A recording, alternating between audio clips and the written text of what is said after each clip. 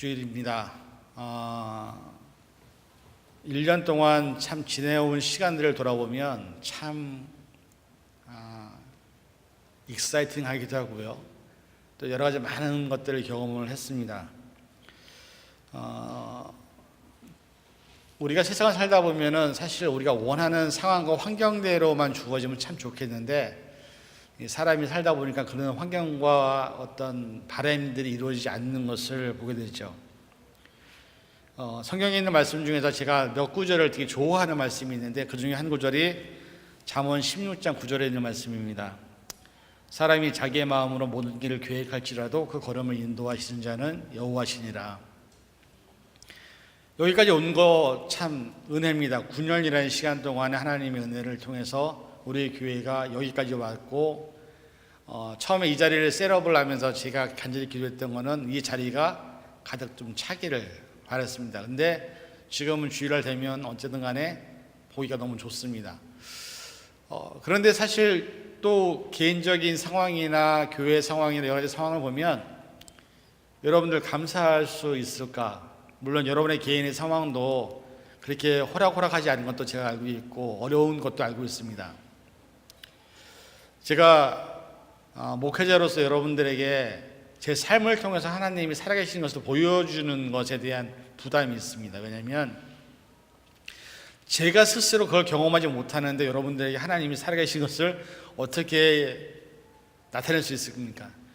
여러분, 솔직히 말씀드려서 이 말씀 안에서 이 말씀을 믿고 살아간다는 것이 얼마나 힘든 일인지 모릅니다. 왜냐하면 세상에서 눈에 보이는 환경이나 상황은 우리가 갖고 있는 어떤 생각이나 의지들을 많이 무너뜨리고 좌절하게 만드는 상황이 계속 펼쳐지기 때문이죠.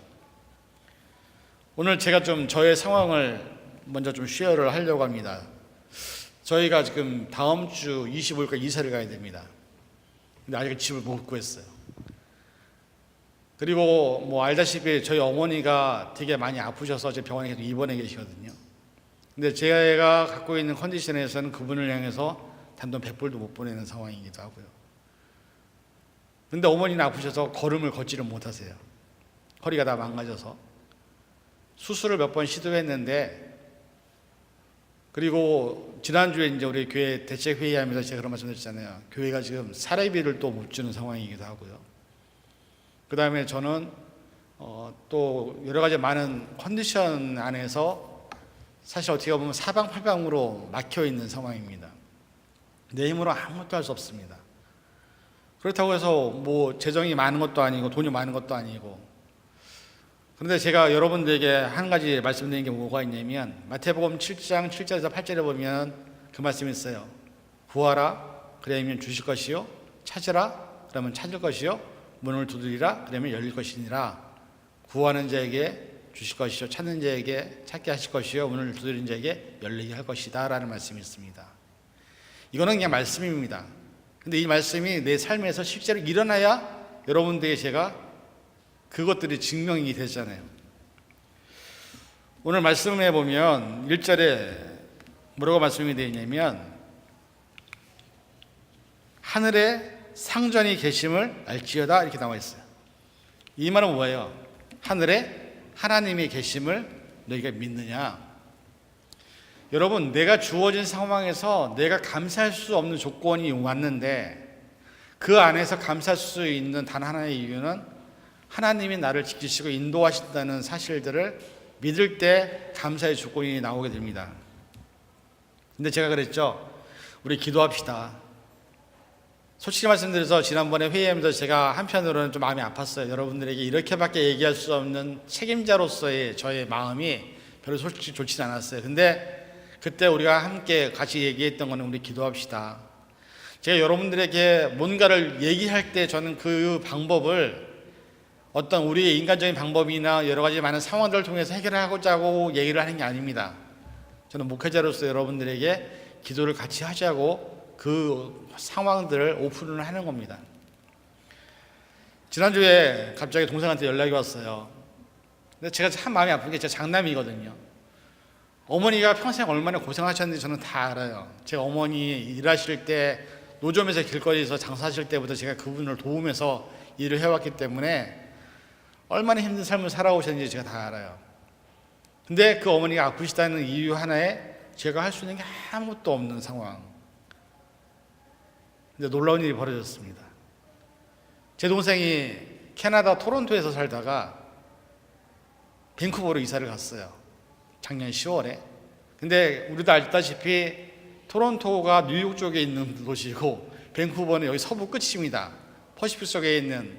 그래서 우리 산호세를 쭉 올라가면 그냥 밴쿠버로 만나게 돼 있는 곳인데, 근데 제 동생이 선교사님으로 일을 하세요. 지금 김갈래 선교사님으로. 그래서 그분이 12년 동안 교도소 선교를 하셨어요. 그래서 교도소를 찾아가서 교도소에 있는 죄인들을 만나서 그분들에게 말씀을 증거하고 그분들의 성경을 나눠주고, 그 다음에 제 동생이지만 되게 자랑스러운 게 그 재소자들의 아이들이 범죄자가 될 확률이 되게 높아요. 엄마 아빠가 감옥에 있으면 이 아이들 케어할 수 없기 때문에. 그래서 제 동생이 자기 사비를 카드를 긁어서 3,000불인가 4,000불 처음에 긁어갖고 아이들을 위한 축구 교실을 만들었어요.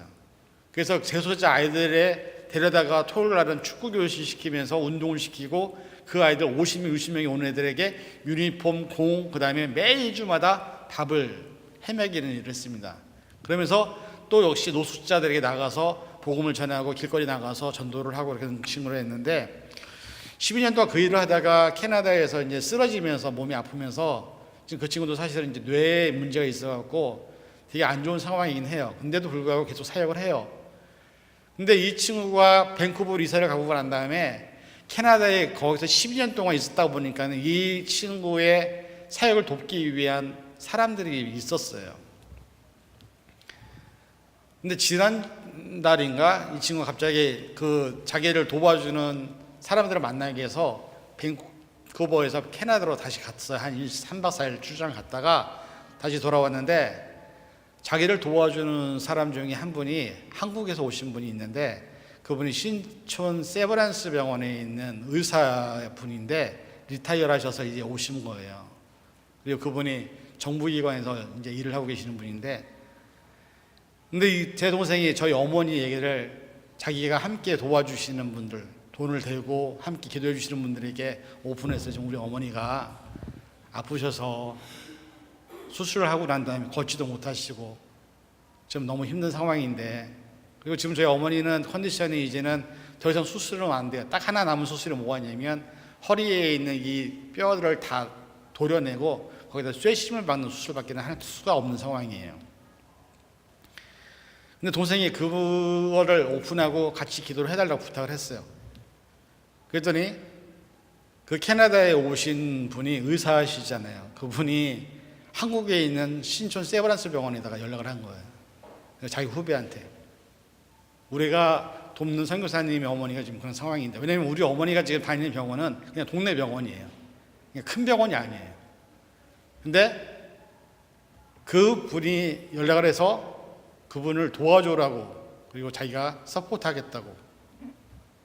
그래갖고 신촌 세브란스에 있는 그 의사분인데 신경정신과 전문이에요. 그분이 우리 어머니랑 직접 컨택이 됐어요. 그래갖고 그분이 우리 어머니를 도와주고 수술하는 것도 다 도와주기로 그렇게 해서 연락이 왔어요. 여러분, 이 일들을 보면서 제가 어떤 느낌이냐면, 이거는 우리가 할 수 있는 일 아니에요. 신촌 세브란스 같은 큰 병원 같은 경우는 솔직히 말씀드리면 백이 있고 돈이 많은 사람들이나 들어갈 수 있는 병원이에요. 솔직히 우리는 아무것도 없는 상황이잖아요. 근데 그분을 통해서 한국에 있는 병원과 연결되고, 한국에 있는 병원에서 저희 어머니랑 컨택이 돼서 그분의 모든 치료를 도와주기로 얘기가 다 돼서 어머니가 너무 행복하신 거예요 지금. 여러분, 이 일들을 보면서 제가 한 가지 느낀 게 뭐냐면, 사람이 처할 수 있는 상황 속에서 사람이 한계로 할 수 없는 일들은, 제가 이번에 이 사건을 보면서 하나님은 세계적으로 일하시는 분, 캐나다를 통해서 한국을 통해서 그렇게 어머니를 도우시는. 왜냐하면 제가 기도한 건 뭐냐면, 목회자로서 제가 우리 어머니의 모든 삶에 대한 책임을 하나님께 맡겼거든요. 한국에서는 솔직히 장남이 어머니의 아버지를 모셔야 되잖아요. 근데 저는 여기 와 있고 동생도 캐나다 와 있고, 그러니까 우리가 그분들을 케어할 수 없는 상황이에요. 그분들은 왜 그렇게 되냐면, 두 분이 나이가 있으심에도 불구하고 일을 안 하면 현재 먹고 살 수 있는 문제 해결이 안 되기 때문에 일을 계속 하시다 보니까 몸이 다 망가지신 건데, 그렇게 하나님이 일을 하시더라고요. 그래서 제가 그 연락을 받고 난 다음에 너무너무 기뻤어요. 왜? 어차피 그런 모든 부분들은 우리의 힘으로 할 수 있는 부분이 아닌 거예요. 근데 하나님은 찾는 자들에게, 구하는 자들에게 어떻게든 그렇게 일을 만드셔서 그런 일을 만들어 주시는 거예요. 제가 사실은 저희 교회 컨디션을 한 4군데, 5군데에다가 지금 넣었어요. 힘들다, 어렵다, 도와달라. 당장 저는 사례비 1,000불도 못 받는 상황인데 어떻게 되나. 근데 갑자기 또 이번 주에 연락이 또 왔어요. 지난번에 여기 오셨던 유근영 목사님이 사실은 저를 2년 동안 도와주셨어요. 그분이 매달마다 1,200불씩을 저의 생활비로 도와주셨던 분이에요. 그러니까 사실 한 교회가 셋업될 때 2년 동안 그분이 도와주셨기 때문에 제가 풀타임으로 목회를 할 수 있었거든요. 근데 그분이 연락이 왔는데, 사실은 우리 교회가 계속 스스로 도와주는 건 힘든데 일단 제가 3개월 정도 어느 정도 도움을 요청을 했었어요. 근데 그분이 감사하게도 3,000불을 저한테 보내시겠다고 연락이 왔어요. 그래서 제가 홍 집사님한테 그랬어요. 한 이 3개월 동안은 교회에서 사례비 안 받을 테니까는 교회는 빨리 그냥 렌트비만 잘 마련하시라고. 근데 여러분, 이런 일들이 여러분의 상식선에서는 가능하다고 생각을 하세요. 제가 아직까지 집을 못 구했는데 왜 마음이 편할 것 같습니까? 집은 하나님께서 이미 주셨다고 저는 생각을 해요. 다만 아직 드러나지 않았죠. 중요한 것은 뭐냐면, 우리가 세상을 살아가면서 내 힘으로 할 수 없는 상황에서는 하나님이 살아계시된 것을 믿고 의지하면 하나님이 일을 만드시는데, 그 일은 우리가 생각하는 어떤 사고나 이성 안에서 만들어지는 일들이 아니라는 거예요. 한국에 있는 어머니를 제가 도울 수 없는데 캐나다를 통해서, 토론토를 통해서 한국까지 연결하는 작업을 내가 할 수 있겠습니까? 저는 신촌에 세브란스병원에 아는 사람이 아무도 없어요. 근데 제가 왜 이런 일들을 여러분에게 말씀드리냐면, 제가 지금까지 목회를 하면서 살아오면서 저는 이런 경험들을 되게 많이 했어요. 사람으로서 할 수 없는 일들이 하나님이 만드시는 걸 많이 경험했기 때문에, 솔직히 말씀드리면 여러분 올 때는 너기 나갔나 보다, 드디어 이제 정신줄 놨나 보다라고 생각할지 모르겠지만 믿는 구석이 있는 거예요. 왜? 그동안에 제가 살아오면서 하나님이 일하시는 것들을 많이 봤거든요. 근데 그 일들은 우리의 생각으로, 우리 현실적으로 불가능하다고 생각하는 일들이 실제로 일어나는 거예요. 그래서 제가 이제 하나님이 일하기 시작하시는구나. 그 사인은 뭐냐? 하나님이 굿라이프 케어 센터 위에서도 일을 하실 거고요. 또 우리가 준비하는 애프터스쿨 위에서도 일을 하실 거고요. 왜? 저와 여러분들은 솔직히 말해서 우리가 렌트비 낼 수 있는 돈도 없잖아요. 여러분들에게 굿라이프 케어 센터나 애프터스쿨 렌트비 내라고 하시겠어요? 우리 교회권들이 있는데. 근데 문제는 우리가 자꾸 기도하고 그것을 위해서 하나님 앞에 구하니까 하나님은 누군가를 통해서 일을 하신다는 사실을 여러분들 좀 깨닫기 원합니다. 그런 삶들이 우리 안에 있을 때 우리는 하나님의 역사를 경험하게 되는 거예요. 하나님이 살아계시기 때문에 우리가 감사할 수 있는 거예요. 물론 사람이라는 존재는 내게 주어진 환경 안에서 살게 되어 있습니다. 그래서 그 환경이 정말 절박하고 정말 절망적이면 좌절하고 실망할 수밖에 없습니다. 그러나 그리스도인들은 하나님이 우리 위에서 우리를 지켜보고 계심을 믿고 그것을 고백할 때 하나님은 그때부터 일을 하시기 시작하시는 거예요. 성경에 보면 수많은 사람들이 자신들이 할 수 없는 상황, 자신들의 힘으로 해결할 수 없는 상황에서 그들이 한 것은 뭐였냐면 기도였어요.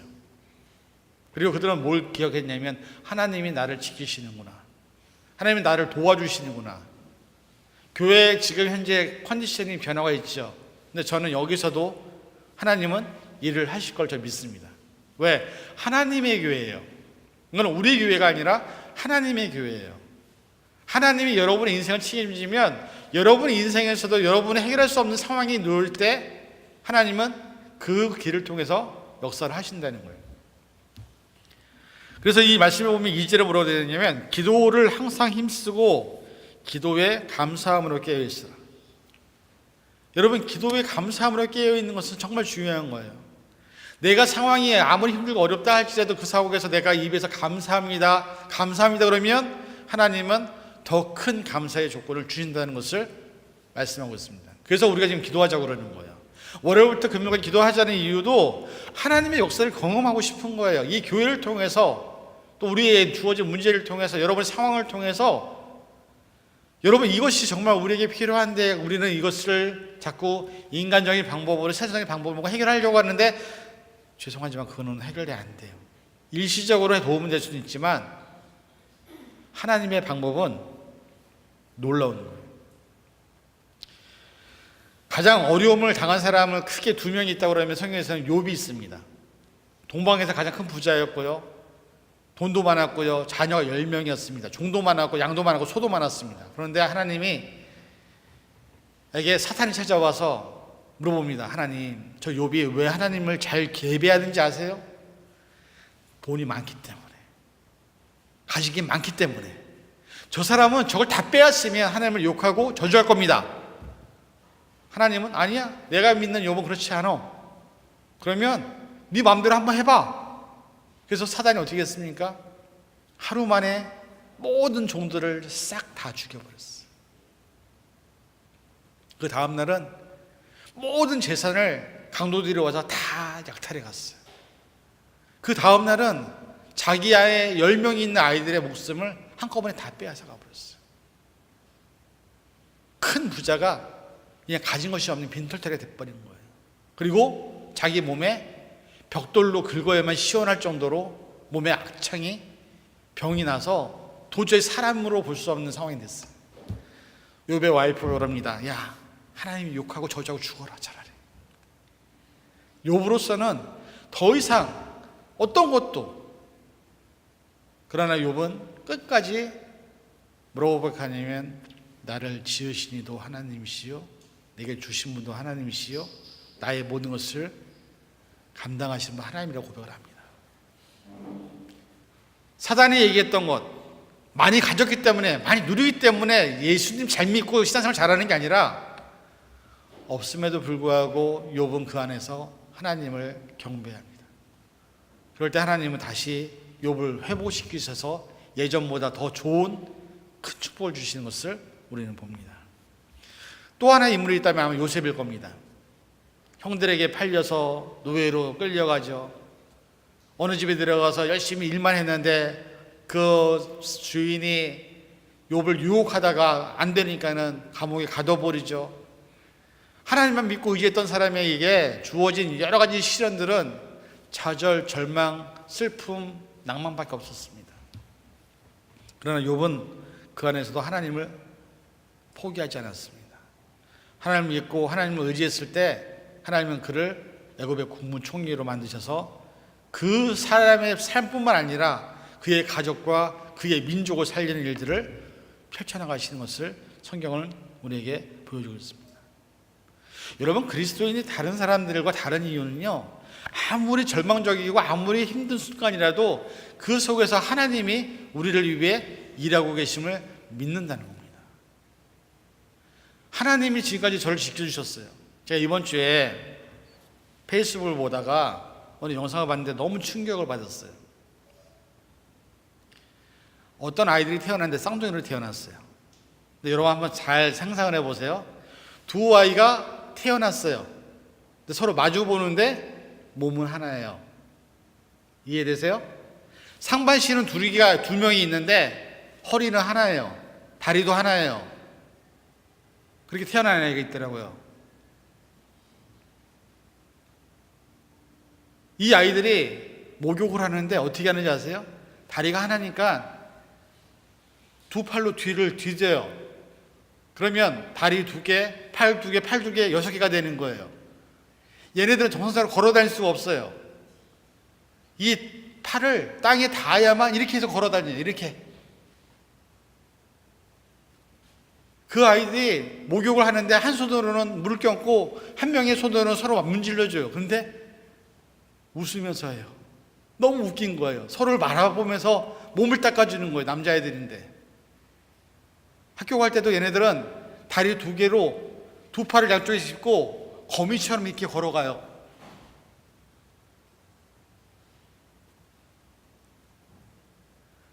그렇게 사는 아이들도 있더라고요.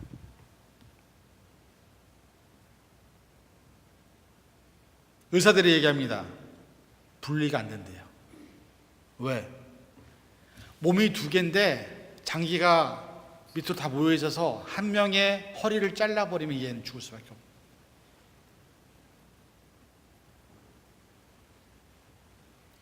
여러분, 그런 사람들도 웃으면서 살아요. 행복해요. 자기 자신에게 주어진 상황 안에서 즐거워요. 제가 그 아이들이 옷을 입고 같이 얘기를 하고 눈을 마주 보면서 걔네들이 평생 서로 마주보고 살아야 되는 거예요. 왜? 상반신이 서로 마주보고 있으니까. 근데 그 아이들의 얼굴에 웃음이 끊이질 않아요. 여러분이 그런 상황이라면 웃을 수 있겠습니까? 나 혼자 지금 다리가 있어서 걸어다니고, 나 혼자 팔이 있고, 내 혼자 온몸이 있어서 갈 수고 싶은데 마음대로 갈 수 있고 밥도 먹을 수 있지만 걔네들 그렇게 못해요. 다리가 하나뿐이고 몸이 두 개인 이 아이들은 평생 그렇게 살아야 되는 거예요.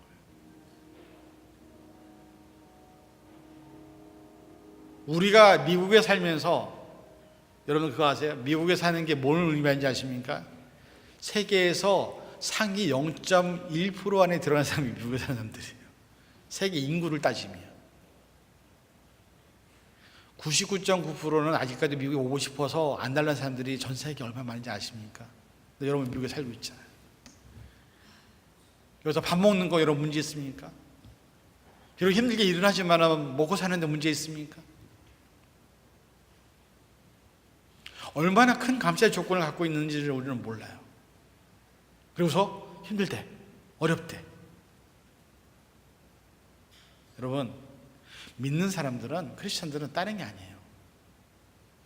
아무리 힘들고 어려워도 내 위에서 나를 지켜보시는 하나님이 나의 삶을 지키시고 인도하시고 준비하시고 일하신다는 것을 믿으면 감사합니다라고 고백이 나오는 거예요. 저는 여러분의 입술에서 감사의 고백이 끊이지 않았으면 좋겠습니다.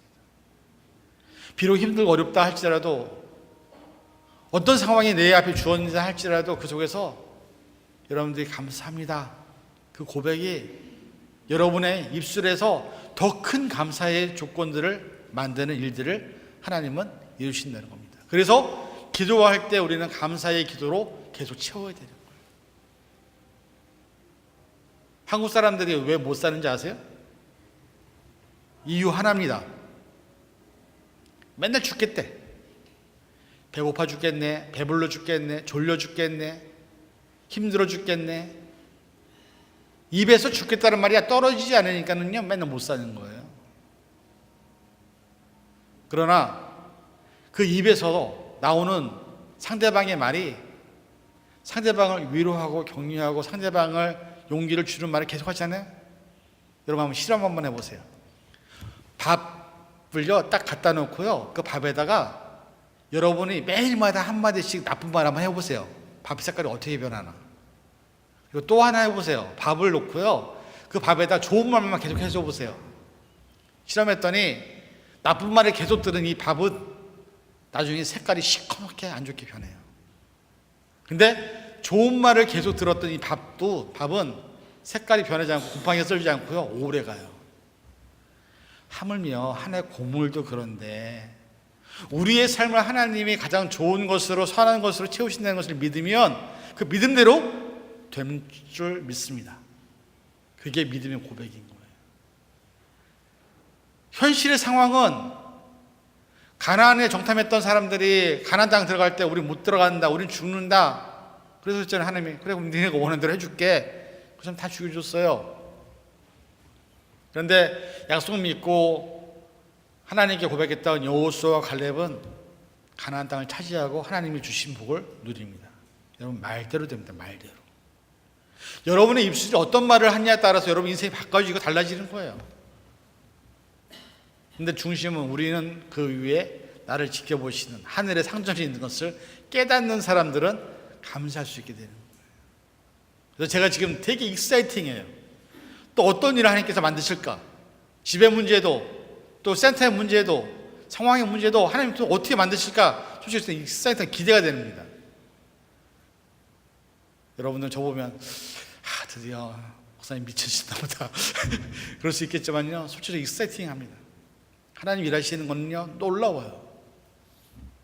그 하나님 일하심을 여러분들이 좀 경험했으면 좋겠어요. 여러분의 삶에서, 여러분의 환경에서, 여러분들이 기도해서 하나님이 여러분들을 위해서 일하시는 것들을 좀 보고 싶어요. 제가 거기서 목회하는 이유입니다. 우리가 추수감사를 받자면서 감사의 찬양을 많이 부릅니다. 이유는 왠지 아세요? 여러분, 어떻게 보면 내가 지금 숨 쉬고 있는 게 가장 큰 감사의 조건이에요. 여러분, 숨 오늘 걷어가시면 어떻게 될 것 같아요? 내가 사랑하는 가족을 함께 눈으로 볼 수 있고 함께 가정에서 만날 수 있는 게 얼마나 큰 감사의 조건인지 아세요?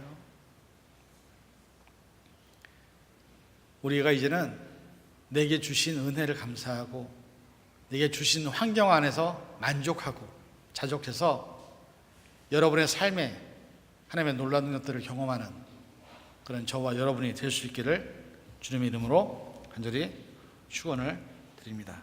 기도하겠습니다. 사랑과 은혜가 충만하신 아버지 하나님 감사합니다. 우리가 살아가는 시간 동안 하나님은 우리와 함께 하시고 우리의 삶에 필요한 것들을 주시는데 그 주시는 때까지 기다리지 못해서 좌절하고 절망할 때가 얼마나 많은지 모릅니다. 날마다 우리 입술에서 감사의 고백이 끊이지 않게 하시고 우리가 감사의 고백을 드릴 때 하나님은 우리를 통해서 더 큰 감사의 조건을 주실 줄 믿습니다. 기도하게 하시고 우리의 기도를 통해서 하나님의 놀라운 일들을 바라보기 원하오니 주님, 하나님 함께 해주셔서 하나님의 놀라운 능력들을 날마다 경험하는 예수비전교회 사랑하는 10년을 될 수 있도록 허락하여 주시옵소서. 감사드리며 예수님의 이름으로 간절히 기도하옵나이다.